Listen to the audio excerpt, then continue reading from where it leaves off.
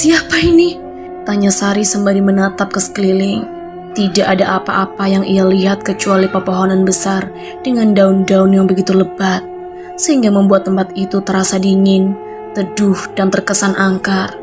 Sayang, siapa yang dengan tega meninggalkan kamu di sini? Ujar Sari seraya berjalan menghampiri bayi yang tergeletak tanpa mengenakan pakaian tersebut. Terlihat bayi dengan jenis kelamin laki-laki itu menggerak-gerakkan tangan dan kakinya sembari berceloteh. Terlihat begitu lucu dan menggemaskan. Kamu lucu sekali, gendut lagi, kata Sari sambil tersenyum. Tampak ia mengulurkan kedua tangan hendak menggendong si bayi, tapi kemudian diurungkannya karena tiba-tiba bayi lucu itu berubah menjadi sangat mengerikan. Ah, tidak! Teriak Sari sembari melangkah mundur dengan tatap mata yang tetap tertuju pada bayi itu. Tampak tubuh bayi tersebut menjadi biru lebam, dengan tangan dan kaki yang terlihat seperti patah. Kedua bola matanya nyaris keluar dengan telinga, hidung, dan juga mulut yang mengeluarkan darah kental yang menyiarkan bau anjir bercampur busuk. Tampak istri dari bayi itu membekap mulut dan memegangi perutnya yang terasa seperti diaduk-aduk. Mama, mama, terdengar suara bayi itu yang teramat menyayat hati.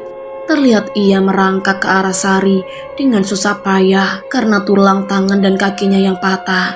Jangan mendekat, pergi, teriak Sari sambil beringsut mundur. Bayi mengerikan itu berhasil menggapai kaki Sari dan kemudian mencengkeramnya dengan erat. Lepaskan saya, pekik Sari sembari menghentak-hentakan kakinya. Bukannya terpental, bayi itu malah semakin erat mencengkram. Lepas, abang, tolong, Sari berteriak sekuat tenaga. Dek, ada apa dek? Kamu mimpi? Bayu mengguncang tubuh istrinya yang menjerit-jerit dan terlihat seperti meronta-ronta. Segera wanita itu membuka mata. Tampak wajah dan sekujur tubuhnya dibanjiri oleh keringat. Abang, panggilnya kemudian sembari bangkit dan memeluk erat sang suami. Ia terseduh dalam dekapan laki-laki yang telah membuatnya bermimpi buruk. Ada apa dek? Kamu mimpi apa? Tanya Bayu sambil mengusap-ngusap punggung wanita yang teramat dicintainya itu. Bayi bang, bayi yang sangat mengerikan. Kisah Sari masih dengan tangisnya. Bayi? Lirih Bayu. Iya bang, aku takut, ujar Sari sambil meremas-remas baju bagian belakang suaminya. Kamu cuma mimpi dek, cuma mimpi, kata Bayu berusaha menenangkan. Bayu mempertanyakan semua teror yang dialami oleh sang istri kepada Nyai Kembang sesembahannya. Itulah ujian, tergantung kuat atau tidaknya kalian. Jawabnya yang membuat Bayu semakin bingung, tidak tahu harus berbuat apa untuk mengusir roh-roh yang telah ia tumbalkan. Tapi Nyai, kenapa harus istri saya yang tidak tahu apa-apa tentang masalah ini? Kembali Bayu bertanya. Tidak, bukan hanya istrimu saja, tapi kau juga. Kau tinggal menunggu waktu, ujar Nyai Kembang sambil tersenyum sinis. Kalau saya memilih mundur Nyai, Bayu bertanya, kekayaanmu akan hilang dan nyawamu akan aku renggut. Tidak ada kata mundur setelah maju. Wanita cantik itu berujar. Apa? Bukankah dari awal sudah aku katakan? Tapi kau tidak peduli. Hanya kekayaan dan kebahagiaan di dunia yang kau harapkan, ucap Nyai Kembang lantang. Baik Nyai, saya tidak akan mundur, kata Bayu sembari tertunduk. Bagus, itu yang aku mau.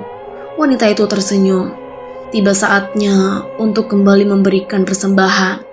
Dan kali ini Bayu bingung harus mencari di mana. Ia benar-benar tidak dapat tidur. Bang, kok gelisah gitu? Ada apa? Tanya Sari yang ternyata memperhatikannya. Gak apa-apa dek, cuma... Jaring ponsel Sari menghentikan perkataan Bayu. Sebentar ya bang, kata Sari sembari mengambil ponselnya yang tergeletak di atas nakas. Ternyata dari Mbak Anis kakaknya. Dari Mbak Anis bang, katanya memberitahu. Oh angkat aja, kata Bayu. Assalamualaikum Mbak Anis, ada apa ini malam-malam telepon? Tumben, kata Sari begitu menerima panggilan tersebut. Waalaikumsalam. Cuma mau menyampaikan kabar gembira aja, Ri. Gak sabar mau nunggu besok, jawab Mbak Anis dari ujung telepon. Kabar gembira? Kabar gembira apa, Mbak? Kok aku jadi penasaran ya? Ujar Sari sembari mengernyitkan keningnya. Mbak hamil lagi, Ri. Sudah masuk 2 bulan. Jawab Mbak Anis dengan suara yang terdengar sangat bahagia. Apa? Jadi Mbak Anis hamil lagi? Alhamdulillah. Ujar Sari ikut bahagia. Semoga saja kali ini perempuan ya, Mbak. Tambahnya lagi. Mendengar kata hamil, mata Bayu langsung terbelalak. Amin, semoga aja, Ri. Dan semoga kamu cepat ketularan juga ya. Mbak sangat berharap sekali kamu bisa secepatnya hamil, Ri. Ujar Mbak Anis yang membuat Sari sedikit bersedih. Amin, Mbak, semoga saja, jawab Sari dengan lirih. Kita main ke rumah Mbak Anis yuk, Dek. Ajak Bayu sesaat setelah mereka selesai sarapan. Tumben, Bang, kata Sari seakan tidak percaya. Karena sekarang suaminya itu begitu sibuk. Bahkan sekedar untuk sesekali bersenang-senang saja tidak ada waktu. Kan Mbak Anis lagi bahagia, kita belikan dia bingkisan, ujar Bayu sambil tersenyum. Boleh, Bang, kita belikan apa ya? Tanya Sari tampak bahagia. Apa aja, kamu yang pilihkan, jawab Bayu dengan hati yang berbunga-bunga. Karena ajakannya tidak ditolak oleh sang istri. Perlengkapan bayi aja kayaknya, Bang. Sari mendapat ide. Boleh sekali, sahut Bayu antusias. Dan harus ada makan-makannya juga biar seru, tambahnya. Masak sendiri apa beli, Bang? Sari meminta pendapat. Terserah kamu, sayang, tapi sebaiknya beli aja biar kamu gak capek, usul Bayu. Oke, Bang, siap. Kita beli di tempat makan favorit Mbak Anis saja ya, Bang, kata Sari senang. Siap, sayangku, Bayu mengacungkan ibu jari. Kok repot-repot gini, Ri? Banyak sekali bawaannya, kata Anis sembari menenteng beberapa paper bag yang Sari sodorkan. Gak banyak, Mbak. Ini wujud dari rasa bahagia kami karena mempunyai keponakan baru, jawab Sari sambil tersenyum. Terima kasih ya, Ri. Bye, ucap Anis sambil tersenyum. Mas Galang mana, Mbak? Tanya Bayu sembari menghempaskan pantatnya ke sofa berwarna merah. Tadi pamit keluar sebentar. Nah, itu orangnya, kata Anis sembari menunjuk keluar. Assalamualaikum, ucap Galang sembari melangkah masuk. Waalaikumsalam, jawab semuanya hampir bersamaan. Wah, ada tamu jauh nih, ujar Galang tampak bahagia setelah menyalami Bayu dan Sari. Laki-laki itu duduk di samping istrinya sembari sekilas mengelus perut ramping wanita itu. Setelah cukup lama mengobrol, kini tiba saatnya acara makan-makan yang tentunya akan membuat Anis dan Galang kehilangan bayinya. Bagus, Bayu, persembahanmu telah aku terima. Makin berlimpahlah hartamu, ujar Nyai Kembang dengan sorot mata penuh kepuasan. Terima kasih, Nyai, terima kasih, ucap Bayu senang. Terlihat ia meraup uang tersebut dan memeluknya. Kertas berangka itu benar-benar telah membuatnya lupa akan segalanya. Bang, abang, terdengar Sari memanggilnya. Buru-buru ia meninggalkan ruang rahasia itu tanpa membawa serta uangnya. Iya, Dek, ada apa? Kok teriak gitu malam-malam? Tanya Bayu sembari berjalan menghampiri istrinya yang sudah berada di ruang makan. Abang dari mana? Tanya wanita itu kemudian. Dari gudang, jawab Bayu agak gugup. Terlihat ia menggaruk kepalanya. Bang, Mbak Anis keguguran, Sari memberitahu. Apa? Keguguran? Bayu pura-pura terkejut. Iya, Bang, kita harus segera ke rumah sakit sekarang, ajak Sari sambil menarik tangan laki-laki itu. Kamu nggak ganti baju dulu? Masa pakai lengger seperti itu? Kata Bayu sembari mengernyitkan keningnya. Astaga, aku lupa, Bang. Aku panik banget, kata Sari sembari memegang keningnya yang tampak sedikit berkeringat. Terlihat Anis menangis sembari memegangi perutnya yang tidak lagi berisi janin yang begitu diharapkannya. Mbak Anis, Mbak yang sabar ya. Ini sudah kehendaknya, ujar Sari berusaha memberi kekuatan. Sementara Bayu hanya terdiam sembari menunduk. Seperti ada rasa penyesalan yang terlihat di wajahnya. Bayu, Sari, kalian sudah datang? Ucap Galang yang baru saja keluar dari kamar mandi. Iya mas, kami turut berduka cita ya, kata Bayu sembari menepuk pundak kakak iparnya itu. Iya Bay, makasih ya. Anis, panggil ayah dan ibu dari Anis dan Sari begitu mereka muncul di ambang pintu. Segera Bayu, Galang dan Sari menyalami kedua orang yang sangat mereka hormati itu. Bagaimana dengan calon cucu ibu? Tanya wanita paruh baya itu entah kepada siapa. Iya, bagaimana dengan kandungan Anis? Suaminya menimpali. Anis, keguguran. Ya, Bu, jawab Galang sembari menunduk. Astagfirullah, ucap ayah dan ibu bersamaan. Bayi yang masih begitu kecil itu terdengar menangis dengan suara yang terdengar nyaring. Ia merangkak mendekati Bayu yang masih tergeletak di kursi ruang tunggu. Hah? Bayu tersentak kaget dan segera bangkit dari tempatnya berbaring. Bayi mungil yang masih berlumuran darah itu melompat ke atas pangkuannya, yang membuat laki-laki itu begitu ketakutan. Segera ia berdiri dan melemparkan bayi tersebut. Bang, ada apa? Tanya Sari yang begitu saja keluar dari kamar Anis kakaknya. Gak apa-apa dek, jawab Bayu dengan napas yang tersengal-sengal. Bang? Sari tampak tidak percaya. Abang, cuma mimpi tadi, jawab Bayu berbohong sembari mengusap wajahnya. Loh, ini bajunya kenapa?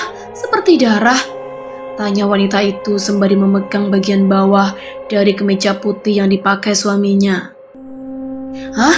Darah? Bayu melihat ke bagian bawah kemejanya. Memang benar, ada bercak darah di sana. Darah apa ini bang? Sari begitu panik dan takut. Abang juga gak tahu dek, sungguh, terang Bayu sembari berusaha membersihkan noda darah itu dengan tisu. Bang, kasihan Mbak Anis ya, padahal dia sudah menunggu lama untuk bisa hamil lagi, ujar Sari sembari meletakkan kepalanya di dada bidang Bayu. Iya sih, tapi mau bagaimana lagi, namanya juga takdir, jawab Bayu seraya mengusap lembut pucuk kepala istrinya. Semoga saja dia bisa secepatnya hamil lagi. Begitu juga dengan aku. Sudah 2 tahun loh bang, kita menunggu, kata Sari sambil menatap wajah tampan sang suami. Semoga saja sayang, abang juga sudah tidak sabar lagi ingin secepatnya bisa punya anak dari kamu, jawab laki-laki itu. Amin, semoga aja ya bang, Sari mengaminkan. Kita coba buat sekarang, siapa tahu jadi, ujar Bayu sambil tersenyum. Ih, abang modus, ujar Sari sambil mencubit dada suaminya. Wajahnya tampak memerah. Tapi suka kan? Goda Bayu sambil tersenyum nakal. Abang, wanita itu memukul pelan dada kotak-kotak tersebut. Tiba-tiba mata Bayu terbelalak menatap ke arah pintu. Ia beringsut bangkit dan sedikit memundurkan pantatnya. Abang kenapa? Tanya Sari terlihat takut. Ia ikut menatap ke arah pintu, tapi tidak ada apa-apa di sana. Gak apa-apa, jawab Bayu berbohong. Napasnya terlihat naik turun tidak beraturan, dan matanya tetap tertuju di tempat yang sama. Bang, jangan buat aku takut deh. Sari mengira Bayu hanya bersandiwara untuk menakut-nakutinya saja. Tiba-tiba saja, bayi mungil yang dilihat oleh Bayu itu melompat ke arah wajahnya, mencakar, serta seperti menghisap mulutnya. Pergi, pergi! Teriak laki-laki itu sembari berusaha melepaskan diri. Tampak ia memukul dan mencakar wajahnya. Bang, abang kenapa? Sadar bang! Teriak Sari sembari berusaha menghalangi tangan Bayu yang terus saja melukai dirinya sendiri. Pergi, jangan ganggu aku! Teriak Bayu sambil terus meronta. Abang! Dengan keras Sari menampar wajah Bayu, sampai-sampai telapak tangannya terasa begitu panas. Bayu terdiam seraya memegangi pipinya yang terasa sakit dan panas akibat tamparan dari sang istri. Maaf bang, aku nggak bermaksud. Wanita itu tidak meneruskan perkataannya karena tiba-tiba Bayu merengkuhnya. Dek, maafkan abang ya, abang sudah membuat kamu takut, ucapnya dengan suara bergetar menahan tangis. Abang kenapa? Kenapa melukai diri sendiri? Itu wajah abang, jadi luka semua. ujar Sari sambil menangis. Pekik Bayu tertahan kala Sari membersihkan luka cakaran akibat ulahnya sendiri dengan air hangat. Tampak ia meringis menahan pedih. "Tahan dulu ya bang, sebentar lagi selesai kok," ujar Sari lembut. "Maaf ya dek, sudah merepotkan kamu malam-malam begini," kata Bayu sambil menatap wajah cantik istrinya. "Memangnya aku ini siapa bang? Kok minta maaf? Kayak sama orang lain aja. Ini sudah kewajibanku bang," Sari berkata sembari terus melakukan pekerjaan. Ada rasa sesal di hati Bayu dan ingin segera menghentikan semuanya. Tapi ia takut akan ancaman dari Nyai Kembang, wanita yang saat ini masih menjadi sesembahannya. "Jangan pernah berpikir untuk mengkhianatiku, Bayu," terdengar suara yang begitu nyaring di telinga laki-laki itu. "Iya, hanya di telinganya aja. Tidak, saya tidak akan berkhianat," ucap Bayu tanpa sadar. "Abang tidak akan berkhianat bagaimana? Abang bicara sama siapa?" tanya Sari terheran-heran. Untuk sejenak, wanita itu menghentikan pekerjaannya. "Hah? Memang barusan abang bilang begitu?" Bayu balik bertanya bagaikan orang bodoh. "Abang, jangan bercanda ya," ujar Sari sambil bersungut-sungut. Ia mengira kalau Bayu menggodanya. "Kok banyak noda darah di sini? Darah apa ini?" Diri Sari sembari memperhatikan lantai dapur. Ia sedikit mencondongkan tubuh untuk memastikannya. Benar, itu adalah noda darah yang sudah mulai mengering. Aneh, dirinya lagi sembari terus menatap noda itu. Tiba-tiba seperti ada sesuatu yang jatuh menimpa punggungnya. "Au!" pekiknya sembari melompat.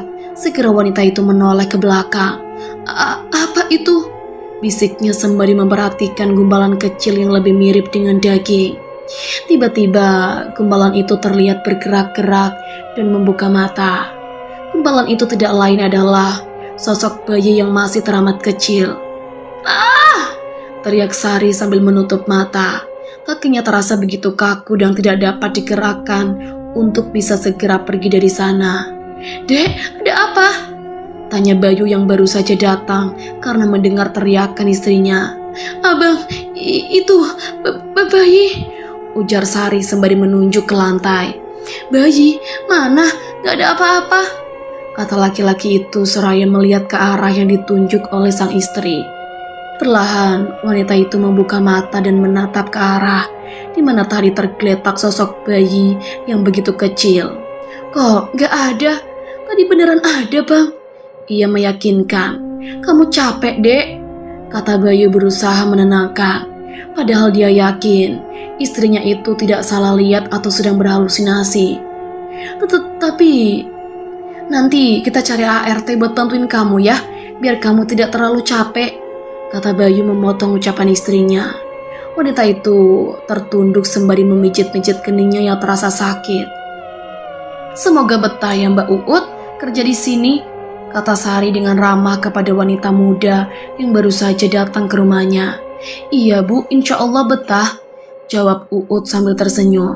"Mari saya tunjukkan kamarnya," ujar Sari sembari berjalan ke kamar yang ia maksud. Dengan diikuti oleh wanita bernama Uut itu. "Nah, ini kamarnya dan di sebelah situ dapurnya," jelas Sari sambil menunjuk ke arah dapur. "Iya Bu, terima kasih," jawab Uut sambil mengangguk. Setelah selesai menyusun pakaiannya ke dalam lemari, segera ia pergi ke dapur untuk melihat-lihat dan mengerjakan apa yang bisa ia kerjakan. Setumpuk peralatan memasak dan piring kotor bekas sarapan ternyata sudah menunggunya di tempat pencucian piring. Segera ia melakukan pekerjaan pertamanya di rumah itu. Terdengar suara tangis bayi yang begitu nyaring. "Aduh, Bu Sari gimana sih? Kok anaknya menangis dibiarkan saja?" lirik Uut sambil mencuci dan mengeringkan kedua tangannya dengan serbet. Segera ia mencari-cari dari kamar yang mana suara tangisan itu berasal. "Kamar yang mana ya?" liriknya sambil memasang telinga. "Oh, di sini," ucapnya lagi begitu ia sampai di depan salah satu kamar. Dengan sedikit ragu, ia membuka pintu tersebut. Tampak olehnya bayi lucu dan gendut sedang menangis sembari menghisap ibu jarinya. "Sayang, kenapa? Mamanya gak denger ya?" Tanya Uut sambil mengangkat bayi itu dan kemudian menimangnya. Cup cup cup, anak pintar, jangan nangis lagi ya, ujarnya lagi. Mbak Uut, terdengar Sari memanggil. Iya bu, sahut Uut sambil berlari keluar dari kamar tersebut. Maaf bu, ada apa? Uut bertanya. Mbak Uut tadi lagi cuci piring ya? Tanya Sari dengan wajah yang kurang enak dilihat. Iya bu, betul, ada apa ya? Uut balik bertanya. Itu dapurnya banjir, jawab Sari datar. Astagfirullah, maaf bu, tadi karena mendengar bayi ibu nangis, saya langsung ke kamar tanpa mematikan keran terlebih dahulu. Terang Uut merasa tidak enak. Bayi? Sari mengulang perkataan ART-nya itu. Iya, tapi sekarang sudah tenang kok bu, kata Uut lagi. Mana bayinya? Tanya Sari dengan wajah pucat. Ini bu, kata Sari terheran-heran. Masa iya majikannya itu tidak bisa melihat bayi dalam gendongannya? Mana? Sari mengulang pertanyaannya. Loh, bukannya tadi saya gendong ya? Kok sekarang gak ada? Uut terlihat panik sembari mencari-cari di bawah. Takut kalau ternyata ia telah menjatuhkan tanpa sengaja. Saya belum punya anak mbak, kata Sari terbata. Tapi sungguh bu, memang ada bayi yang menangis tadi di kamar dan saya menggendongnya, terang Uut dengan raut wajah yang tampak ketakutan.